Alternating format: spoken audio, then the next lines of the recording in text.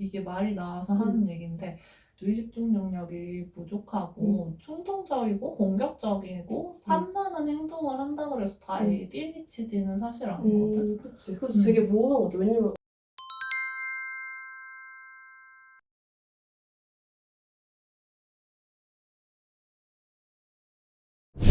저희 이제 아동 발달해서 같이 이제 앞으로 얘기를 나눌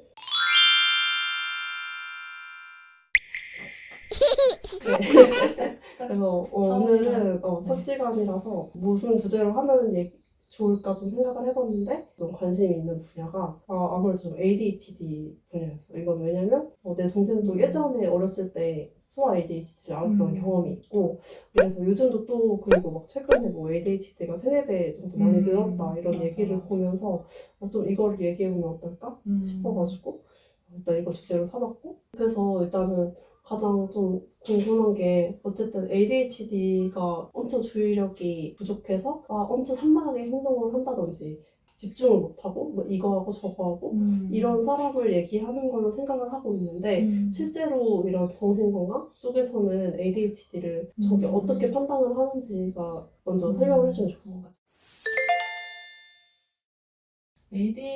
ADHD는 신경발달 장애 중에 하나이고 총 3가지 정도로 좀 나뉘어질 수 있다고 학계에서는 보기는 해.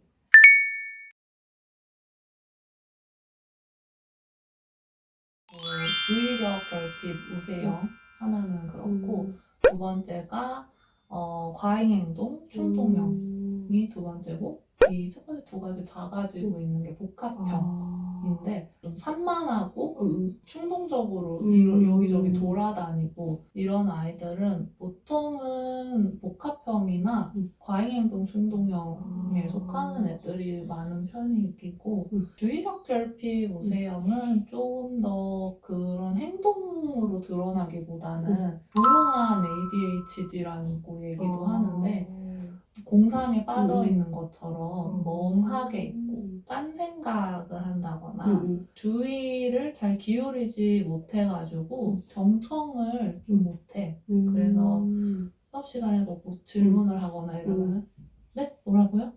뭐라 그랬죠?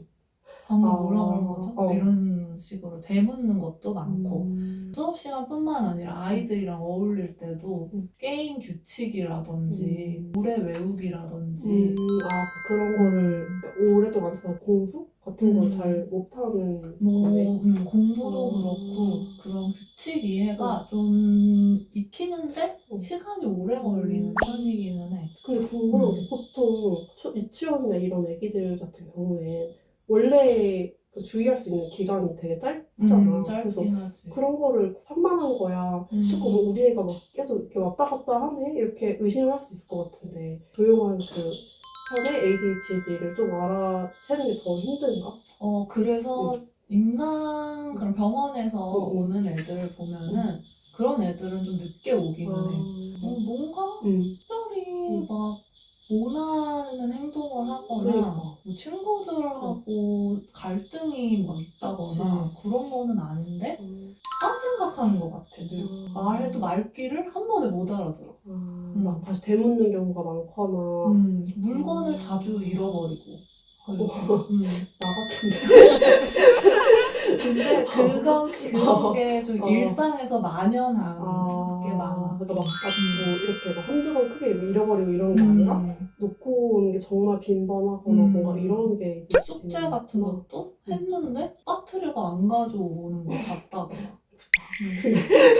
뭐 아무튼 뭐 그치 뭐 이게 이런 빈번도의 차이로 그걸 좀 할 수 있다 이런 거지. 빈도나 강도의 차이가 좀 일상생활에서 기능을 좀 많이 저해할 만큼 돼야지 진단을 내리긴 해. 누구나 다 이런 면은 조금씩 가지고 있기는 한데 이렇게 또 종류가 많은지 또 처음 알았어. 그리고 또 자주 하는 게 뭐 지금은 7세 이하의 엄마들 대상으로 조금 얘기를 나누는 시간이긴 그치. 하지만 초등학교 고학년 들어가서 그 지시문 같은 거를 잘못 읽고 아는 문제인데 잘못 체크해서 틀리는 경우들도 되게 많고 근데 이런 게 뭐 매 시험마다 반복이 된다거나 이게 학습적으로 되게 크게 연결이 되는 문제네. 그러면 사실 이 너가 말한 모든 ADHD들이 어떻게 보면 학습적으로 조금 다 안 좋은 결과를 초래할 수 있는 경우들이 많은 건가?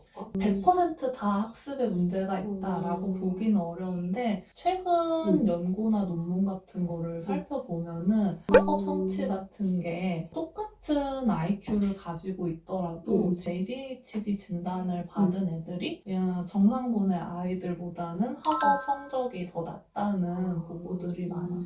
그러면 사실 조용한 ADHD는 사실 우리가 잘 몰랐던 거고 요즘 많이 알고 있는 ADHD 같은 경우에는 그럼 사실 뭐 공격성하고는 사실 특별한 관련은 없는 거지 ADHD가. 이게 공격성이라고 얘기하기보다는 충동성? 에 좀 가깝긴 한데 아무래도 충동적이다 보니까 감정 조절이나 행동 조절을 잘 못하고 그게 과잉 행동 충동형 아이들이나 복합형 아이들한테 좀 두드러지게 나타나는 특징이기는 한데 행동 조절을 못해서 그냥 욱하면은 한번 생각한 다음에 행동을 하잖아. 그치, 보통은. 근데 걔네 같은 경우에는 생각하기도 전에 뭐 몸이 먼저 나간다거나 그러면서 이제 그게 공격성으로 비쳐 보이는 거지 다른 사람들 눈에는. 그럼 보통 ADHD가 이렇게 뭔가 아까 얘기했듯이 뭐 말하는 것에 대한 상호작용이나 이런 걸로 판단을 할 수 있으면 보통 언제부터 그러면 알 수 있어? 그거는 보통은 한 만 4세? 48개월 이상은 돼야지 좀 알 수 있기는 해. 그때 조금 많이 두드러져서 그때 진단을 많이 내리는 것 같기는 해. 연구 같은 거 살펴보면은 9개월이나 뭐 18개월 이때 알 수 있다기보다는 그때도 알아차릴 수 있다. 협조적이지 않은 행동이 뭐 18개월 정도에 다른 아이들보다 많았다거나 대근육 발달이나 언어 발달이 좀 다른 아이들보다 지연이 되어 있다거나 이런 아이들 중에서는 ADHD로 나중에 발전하는 경우가 많다고는 하는데 뭔가 징후 같은 거네. 뭐 확실한 같은 진단이라기보다는 뭔가 위험할 수 있는 요인이니까 좀 살펴봐야 되는 그런 애들. 그러면 사실 ADHD도 그러면 사실 질환이니까 원래도 타고나는 건가? 그것도 뭐 후천적인 게 아니라? 유전적인 것도 확실히 있다고는 해. 내가 봤던 거 중에서는 부모 둘 중에 한 명이 ADHD일 때는 2분의 1 정도가 자식이 ADHD일 확률이 있다고 하더라고. 높은 편인 거지. 그리고 부모가 둘 다 ADHD일 때는 3분의 2 정도의 확률로 ADHD일 확률이 있는데 근데 그거 외에도 환경적인 요소가 요즘에 너무 많잖아. 뭐 플라스틱이라든지 그게 되게 높다고 하는 걸 봐가지고 플라스틱 유해 물질이라던가 뭐 납성분 같은 것도 오래 노출되면은 이게 뇌 신경학적으로 확실히 안 좋기는 한가 봐. 그래서 뭐 다큐멘터리나 이런 데에서도 자주 보이는데 엄마가 뭐 낙공장에서 오래 일한 경우에는 아이가 ADHD로 발전되어가지고 그걸 치료하거나 이런 것도 많이 그런 건 후천적인 요소인 거네. 후천적인 요소인 거지. 그거 외에도 뭐 아이들 같은 경우에는 갑상선 기능 저하라든지 항진이라든지 이런 신체적인 질환 때문에 주의력 결핍이 나타날 수도 있긴 하고 이건 꼭 뭐 ADHD라기보다는 신체적인 질환의 문제이긴 한데 그럼 ADHD도 어쨌든 뇌에 어떤 기능에 문제가 생기는 거는 맞는 거네? 뇌에 문제가 있는 거고 ADHD는 사실 전두엽 기능 문제라서 한국에서 ADHD라는 용어가 쓰인 지 사실 얼마 안 됐거든. 그렇구나. 1970년? 엄청 오래된. 까지만 그치. 해도 그때만. 미세뇌 기능 장애? 뭐 이렇게 불렸는데 근데 이게 되게 맞는 표현인 게 ADHD가 전두엽 기능, 전두엽 기능에 이상이 있는 거여가지고 뭐 MRI 이런 걸로는 구체적으로 나오지 않을 수도 있지만 약간 스크래치가 있다거나 그 어렸을 때 뭐 그런 상처가 있었다거나 뭐 그래도 발전될 수 있다고 하더라고. 그 전두엽 기능이 집행 기능 같은 걸 담당하는데 집행 기능이 뭐냐면 뭐 작업 기억이라 그래가지고 주변 정보를 뭐 이해하고 그 정보 받아들인 걸 유지해가지고 정보를 활용해서 과제를 좀 효율적으로 한다거나 단기 기억, 장기 기억 뭐 이런 거 관련된 건데 그래서 ADHD인 아이들이 이런 작업 기억이 떨어져가지고 뭐 청각 기억 시각 기억 이런 걸 받아들이고 기억하는 능력이 떨어지기도 하고 또 전두엽 기능 중에 좀 코어 핵심 되는 기능이 추론하고 인지적으로 유연하게 받아들이고 경직되지 않은 사고를 갖고 이런 건데 유연한 사고나 추론이 안 되다 보니까 여러 가지 정보가 있으면 그걸 조금 퍼즐 맞추듯이 그치. 해가지고 보통 사람들은 눈치껏 추론하고 이런 게 있어야 되잖아. 그래서 그 상황을 파악한다거나 문제를 응용해서 푼다거나 이런 게 있어야 되는데 다른 사람 기분이나 주변 분위기를 파악하고 약간의 응용이 필요한 게 잘 안 돼. 살짝 나도 이렇게 느꼈던 건데 뭔가 대화에서 맥락을 잘 파악을 못한다든지 그러니까 뭔가 되게 엉뚱한 말을 갑자기 이제 한다든지 그런 부분이 있었거든. 근데 사실 ADHD를 많이 걱정하는 이유 중 하나가 학습적인 부분도 있을 것 같은데 사회성 문제까지 이어질 수 있는 사회 부분이야. 속에서 얘기를 할 때 다른 사람들과의 대화적인 티키타카가 잘 안 된다고 해야 되나? 그런 게 좀 있는 것 같아서 그래서 좀 다른 사람 말할 때 끼어들고 이런 것도 우리는 당연히 하면은 뭐 다른 사람의 기분이 나쁠 수 있다 뭐 이렇게 받아들일 수 있는 건데 객체나 이런 것도 잘 안 돼. 뭐 아까 말한 것처럼 충동적으로 행동하는 거지. 계획 세우는 것도 잘 못해서 일처리 같은 것도 나중에 성인이 됐을 때 잘 계획대로 잘 못한다던가.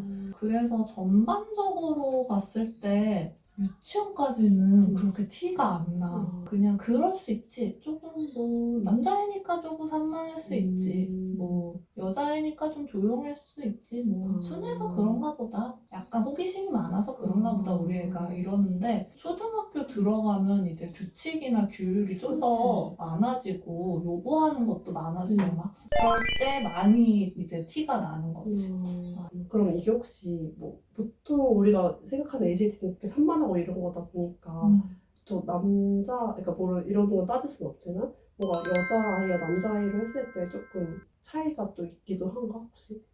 양상의 차이라기보다는 더 많이 오는 건 확실히 남자애들이 더 많이 오는 것 같아. 그 유병률을 따져봤을 때도 남자아이가 여자아이보다 3배 정도 더 진단을 많이 받는다고도 하더라고. 근데 어떻게 보면 행동적인 문제인 건가? 아무래도 남자들이 더 활달하고 이런 경향이 있다 보니까 과잉 행동이 좀 더 두드러져서 남자아이들 같은 경우에는 그럴 수도 있을 것 같고 남자아이의 뇌 발달이 여자아이보다는 조금 더 느리다는 연구도 있더라고. 근데 확실히 이제 막 우리도 막 이렇게 애기들 푸는 거 보면은 말이나 언어 발달 이런 게 확실히 여자애들이 좀 더 빠르다고 하는 경향이 있잖아. 경향들이. 그것도 영향이 있을 것 같아. 요즘은 평등하게 많이 키운다고 하지만 옛날 좀 유교적인 문화도 아직 남아있기는 하잖아. 그러다 보니까 여자아이가 좀 산만하고 튀는 행동을 할 때는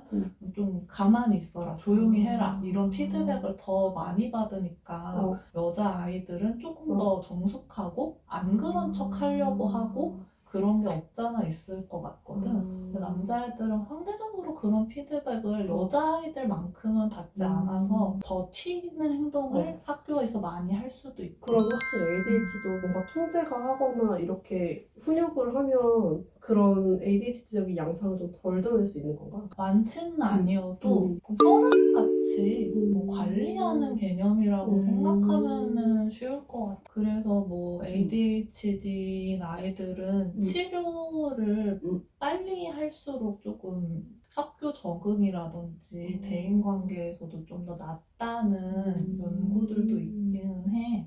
얘들의 튀는 행동 같은 경우에는 뭐 어렸을 때 하면은 놀이 치료 같은 거 해서 근데 놀이 치료가 그냥 단순히 놀이하는 상호작용이라고 생각할 수도 있는데 요즘은 인지행동 놀이 치료라고 해서 행동을 좀 교정시킨다던가 다른 행동으로 바꿀 수 있게 도와준다던가 조금 재미있게 치료를 하는 거네. 그 놀이라는 아무래도 걸 통해서. 말로만 하기보다는 매체를 많이 사용하는 게 아이들은 좀 더 재밌고 습득도 더 빠르게 할 수 있기도 하니까 그런 거 하는 걸로 알고 있어. 놀이치료사 선생님들한테 들어보면은 뭐 보드게임 같은 거 얘네들이 끼어들거나 참견하는 게 또 이 행동 문제 중에 있다 보니까 그런 아이들 같은 경우는 게임할 때 기다리는 법 알려주고 먼저 나서지 않고 다른 사람 얘기 들어준 다음에 같이 게임하면서 상호작용하는 거 알려주고 그러니까 어쨌든 어떤 룰이 있는 게임을 진행을 하는 거네. 그런 걸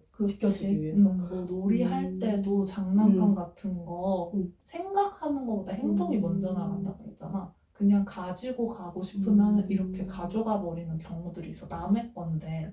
근데 그때 한 템포 쉬어서 뭐 이거 나도 만져봐도 돼? 하면서 물어보는 걸 계속 학습을 시켜서 같이 어울리는 거를 좀 가능할 수 있게 하는 치료. 뭐 그거 말고도 사회성 치료 많이 하지. 나 그때 기억나는 게 남동생이 그때 약을 어렸을 때 많이 먹었던 거 기억이 나거든. 그 문제로. 그래서 그 약물도 확실히 애기들한테 효과가 있는 건가? 사실 비약물 치료만 해서는 나아지기는 어렵기는 해. 확실히 이게 뇌에 그런 문제다 보니까. 그치. 그리고 뭔가 뇌 기능이나 뇌 구조 자체의 문제이기도 하지만 신경 전달 물질, 뭐 도파민 얘기 요즘 많이 하잖아. 그게 자극과 관련된 건데 그 도파민에 대한 그 자극이 얘네가 조금 더 자극점이 높다 그래야 되나? 그래서 계속 그런 자극 추구할 만한 행동을 하는 거라고. 그래서 여기저기 그러니까 쉽게 그런 자극이 충족되는 그게 아니라서. 그게 아니라서. 그런 더 높은 자극을 받으려고 하는 거구나. 맞아. 사실 근데 우리 엄마가 예전에 계속 조금 했던 거는 얘가 너무 TV를 많이 어렸을 때 많이 보여주고 뭔가 애니메이션인가 이런 거 너무 많이 봐서 얘가 뭔가 이렇게 됐나? 이렇게 얘기도 하긴 했었었거든. 그런 게 애니메이션도 그러면 연관이 있는 건가? 미디어 노출 이런 거. 책에서 봤던 건데 요즘에는 스마트폰이나 유튜브 같은 매체에서도 노출이 많다 보니까 그것도 영향을 미칠 수 있다고는 하더라고. 근데 그거에 대한 얘기는 조금 분분한 것 같긴 하지. 아직 확실히 정립된 건 없구나. 아무래도 내가 부모 교육하거나 다른 선생님들 부모 교육할 때도 자극에 많이 주의가 분산되는 아이들이기 때문에 주변에 너무 화려한 자극이라든지 너무 많은 물체를 좀 배치하는 거는 삼가하는 게 좋기는 하다고 얘기를 하거든. 오히려 자극을 줄일 수 있게. 공부 같은데도 그냥 딱 뭐 책상이나 의자 정도만 있고 그 밖에 다른 뭐 만화책이라던가 이런 도서라던가 이런 거는 되도록이면 안 두는 게 얘 주의 분산을 시키는 데는 더 좋다. 그러면 요즘에 사실 많이 또 대두되고 있는 게 소아뿐만이 아니라 성인 ADHD도 되게 많이 대두가 되고 있잖아. 그럼 꼭 이 소아 ADHD가 성인 ADHD로 연결되는 경우가 많은 건가? 이게 관리를 해야 된다고 막 하잖아. 그러다 보니까 성인이 되어서는 행동 문제는 전두엽이 그래도 좀 발달하고 이러면서 뇌가 크면서 좀 나아지는 경우들도 있어. 근데 이제 부주의한 거. 충동성 말고 부주의한 문제는 계속 지속이 되는 사람들도 있다 보니까 그게 정도의 차이라서 잘 자기가 그만큼 보상 심리로 노력을 하고 이러면은 다른 사람 눈에는 그렇게 띄지 않을 수 있는데 뭐 성인이 되어서도 뭔가 일을 하는데 오탈자가 많다던가 다른 사람이 회의를 할 때 메모를 계속 하지 않으면은 그걸 자주 놓친다던가 이런 문제들은 있더라고. 그래서 실제로 오는 분들 중에 이게 소아청소년만 본다고 생각하지만 소아청소년들이 자라서 성인이 돼서 자기가 예전에 ADHD 진단을 받았었는데 지금도 이러이러한 어려움이 있어서 직장이나 학교에서 뭐 좀 일이나 과제를 하는 게 힘들다 해서 약 받으러 검사하는 애들도 많고 사람들도 많고. ADHD도 어쨌든 경증이나 뭐 이런 게 있는 거니까 다른 그 정신질환보다는 사회생활 하는데 그렇게 크게 어려운 관리만 질환은 아니니까 약 잘 먹고 치료받고 하면은 충분히 할 수 있지. 일 지금 잘 하는 것처럼. 지금은 그래도 많이 좋아졌고 사회생활도 잘 하고 있어가지고 그래서 사실 나도 완치라고 생각하지 않지만 그래도 많이 좋아졌다 이런 느낌이 확실히 있는 것 같아. 그러면은 혹시 사실 얼마 전에 문제 됐던 게 막 왕의 DNA 이런 게 나왔었잖아. 근데 어쨌든 엄마 아빠들도 아기의 이런 문제 행동하기에 많은 곳들을 가게 되는데 사실 뭐 그런 곳들도 많잖아. 뭐 심리상담으로 붙여놨는데 사실 이상한 그런 것들 너무 많으니까 병원을 가는 게 좋나 그러면? 그거는 아무래도 약물 치료는 한국에서는 의사가 지금 하고 있다 보니까 의사가 있는 병원에 가는 게 가장 좋지. 그리고 약물 치료를 하려면 얘가 정말 ADHD 때문에 주의력이 좋지 않고 충동적인지를 파악을 해야 돼. 근데 사실 그게 진료만 본다 그래서 그것만으로 파악하기 어려운 아이들도 있기는 하거든. 그래서 검사를 해볼 수 있는 종합심리평가라든지 아니면 인지평가 같은 거를 실시해볼 수 있는 병원에 가는 것이 좋고 그런 병원 같은 경우에는 임상심리 전문가라든지 뭐 정신보건 임상심리사 뭐 1, 2급 선생님들 있는 병원을 찾아서 가는 게 좋기는 해. 이게 말이 나와서 하는 얘기인데 주의집중 능력이 부족하고 충동적이고 공격적이고 산만한 행동을 한다 그래서 다 ADHD는 사실 아니거든. 그치. 그래서 되게 모호한 것 같아. 왜냐면 이게 사실 그냥 산만한 거랑 뭐 그런 거를 어떻게 구별해서 가야 될지도 되게 어려운 문제인 것 같아. 그 사실 부모로서도 그거 되게 인정하는 게 쉬운 일은 아니잖아. 맞아. 질병 교육이라 그래서 그 병이 어떤 기저 원인 때문에 일어나는 거고 어떤 양상을 보일 수 있는데 이거는 얘의 잘못이 아니라 이 병 때문에 그런 거다라는 교육을 많이 하는 편이고 그 산만하거나 이런 거는 불안해도 산만할 수 있고 집중 못하고 이런 거는 아이가 유독 좀 강박적인 특징이 있는 아이들 중에서도 그걸 자주 뭔가 점검한다거나 이런 거를 뭔가 강박적으로 자기가 원하는 방식대로 그렇게 행동하려고 한다거나 이러면 소율성이 떨어지면서 집중을 못하는 것처럼 보일 수도 있고 그리고 특히 소화기 우울장애라든지 그런 게 있어도 아이들은 우울한 거를 좀 짜증, 그냥 폭발적인 정서 이런 걸로 표현을 하는 경우들이 많아. 풀거리가 많지가 않으니까 그런 거 그래서 그런 애들이 애가 너무 정서를 막 다 표출한다. 자기 하고 싶은 대로만 하는 것 같다. 해서 왔는데 알고 보니까 뭔가 양육 과정에서 얘를 좀 힘들게 할 만한 게 있었고 그래서 지금 우울하거나 분노가 내적으로 많은 상태라거나 했을 때도 충동적이고 산만한 행동을 보일 수가 있어. 그래서 정서랑 인지검사를 같이 해보는 종합심리평가를 하라는 것도 사실 그것 때문이거든. 진짜 얘의 산만성의 원인이 무엇인지 알아야 되니까. 그래야 약을 어떤 걸 줄지도 알 수 있고. 어쨌든 병원을 고를 때 그런 종합을 같이 할 수 있는 곳을 골라서 가는 게 제일 중요한 좋긴 하지. 사실 그렇게 평가하는 곳들이 많아? 그러니까 대학병원뿐만이 아니라 개인 병원에서도? 병원에서도 조금 크면은 그래도 임상심리 선사 선생님 상주해 있고 그렇기도 해. 자격증 있는 선생님인지 의사 선생님한테 확인해가지고 검사 한번 받아보고 싶다 하면 받기도 하고.